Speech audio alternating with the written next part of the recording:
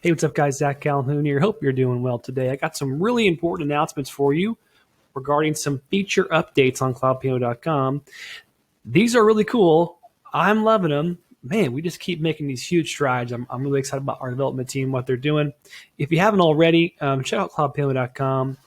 Click the big green button, upgrade your account to Pro Plus so you can try out all these features we're going to be covering today. Now, typically in the past, so when you sign in and you'll see a screen something like this, this obviously has a really cool Clash of Clans video. It's a little bit different than our typical update video because I'm actually going to be running through a bunch of our updates kind of all together at once, and then I'll probably roll out some separate videos featuring or highlighting those specific updates, okay? So a couple things that are important. We had a lot of like micro updates in this update, but essentially here's a quick flyover. Okay, so in our last video, we talked about adding video, adding 360 video to our virtual tours. I've already seen a really cool concert come through. A lot of really neat stuff that folks are already doing and using creatively. Now, you probably noticed in the past that, well, last week there wasn't volume because we just rolled it out. Well, now you have video plus audio included in the 360 videos as well. So that's when somebody does watch the tour. So I'm going to click publish here.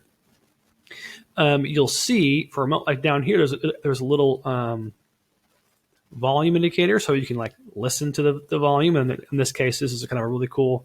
She's talking, and I'm going to kind of mute this real quick in my own headset, and you can pause the video as well, which is nice. Okay, so as a user, a consumer, it's expected to be able to pause something, to be able to play something, to be able to turn on and off audio, right? So that is now added to the 360 video experience. We also added something called variable bitrate. So basically, we want these videos to load instantly based on the connection of the user. So if your connection is poor, so you're in the middle of nowhere, you have one bar, well, we want that video to load at a lower quality so it can load faster. If you have a really great connection, you want to load much higher quality video. So we're actually varying the quality based on the connection type of the end user or viewer. So that's an important update. Okay, also some editor updates that are really cool. I'm just going to use this quick like random demo I made to show it. I'm going to move myself actually up here top right side. Seems fine. Okay, so if you click on info spot, or in this case, link a hotspot, you'll notice something different when you select your location. I'm actually going to put something on the ground right here. You'll see this little option of this circle. Well, what is this? Well, if you click this, it actually changes the type of hotspot to a floor-based hotspot. So I'm going to have this link to room 2 real quick. I'm going to click save. It's kind of like, the color right there was kind of blending with the background. This is now a floor hotspot. What that means is, as you move it closer, it's going to change how it looks, and it's actually going to be able to know where the floor is. So really cool, right? So see how it's moving as I move it closer, it knows where the floor is. I move it over here, it knows where the floor is.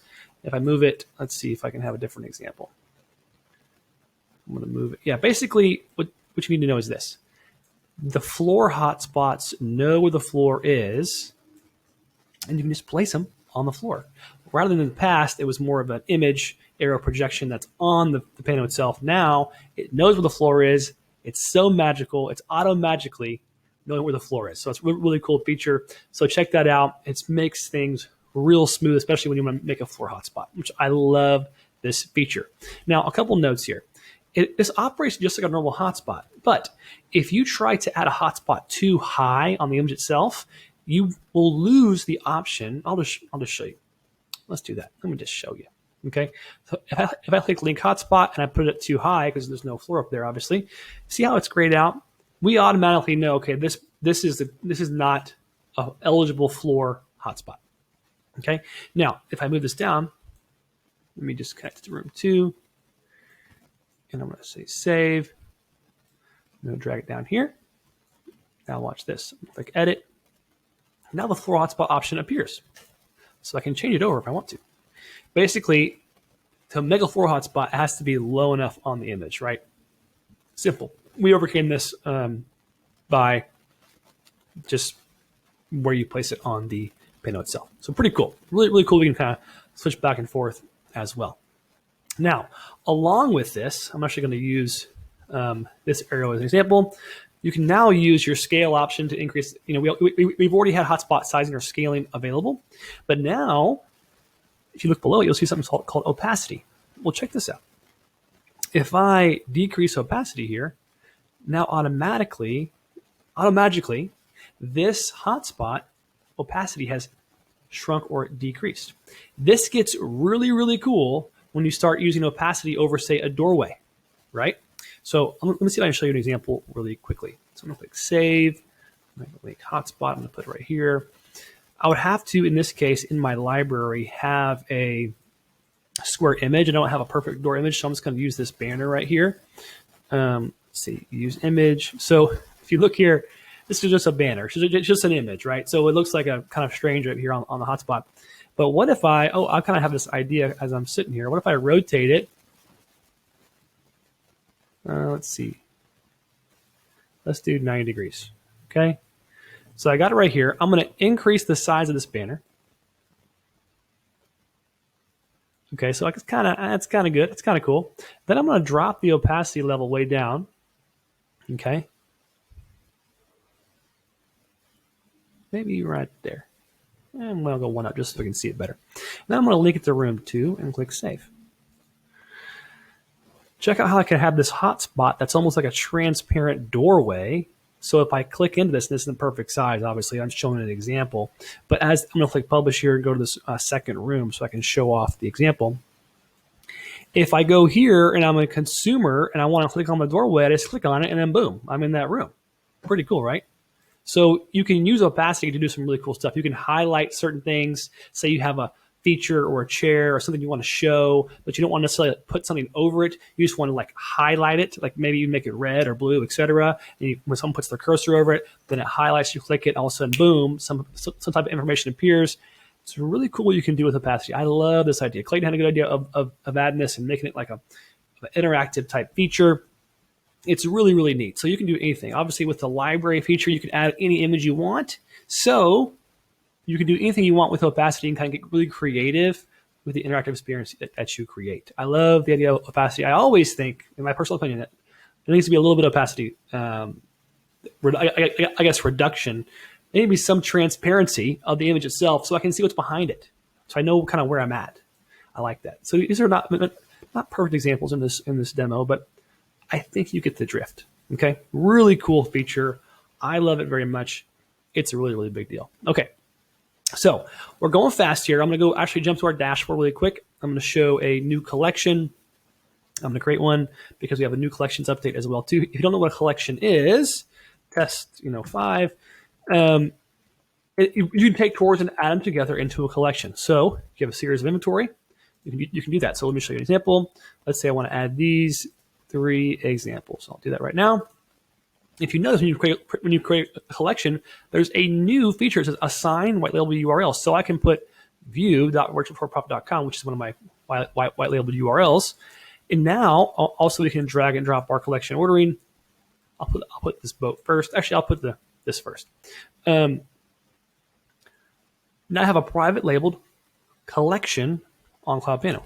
Really, really cool. So I'll just click here, copy that link over, and I just look at it. So now it's right here. It's private labeled, and this / group, and it has that group ID basically.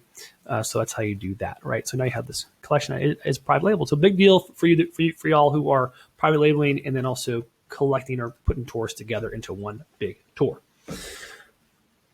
Okay, so I covered pretty much everything in this release. Listen, there's some other things we already are releasing and coming out with. We have some amazing stuff coming. If you haven't already figured this out yet, CloudPano is the world's best 360 virtual tour software. So you just go to cloudpano.com, sign up for free. It's free to try out. Use our demo. There's a whole demo you can just use and try. You don't need really even a camera. We have an app on the App Store. You can literally download the app and create 360 photos from your phone, which is really cool. So you can use that to get started. You can use our demos to get started. You can upgrade to Pro Plus to get access to all these really cool features. And as I say that, I actually remember now there is a small CloudPano Live update, which I won't even show just for the sake of time, that you can now leave and exit CloudPano Live calls, and there's more of a call out there, a call out feature. That's super helpful to make things more clean as well. So yeah, to get started, you don't even typically in the past you would need a 360 camera. Now we're compatible with 2D still images. You can use your phone, your app on your phone to get started. There's a lot of cool stuff you can do. Okay, if you're wondering, well, where do I start? I'm an entrepreneur. I want to start this business or try it out or bolt on my current existing client base. I highly recommend our book, virtualtourprofit.com/book. It will take you right here to this book. Tons of bonuses and things you can learn and things you can learn from in this book, or you can go to Amazon as well. Check out those 5-star reviews that are already there. Read through this, super helpful. Or you can check out our webinar, which is for a lot of folks that can really benefit from that if you have some time to really sit down and learn fast at a rapid pace, about an hour and a half. We have a webinar available, which you can register at virtualtourprofit.com. Okay? We have a lot of cool stuff, a lot of cool content, great community, huge community. If you're not already on CloudPano and you're seeing all these features that we're coming out with and more to come as well, all I can ask is, what are you doing? What's wrong? Why are you being stubborn? Just join the movement. We've created a movement. It's really cool. Come join us. Okay, you're gonna love it. We guarantee it. All right. That's it for now. Thanks for watching this video.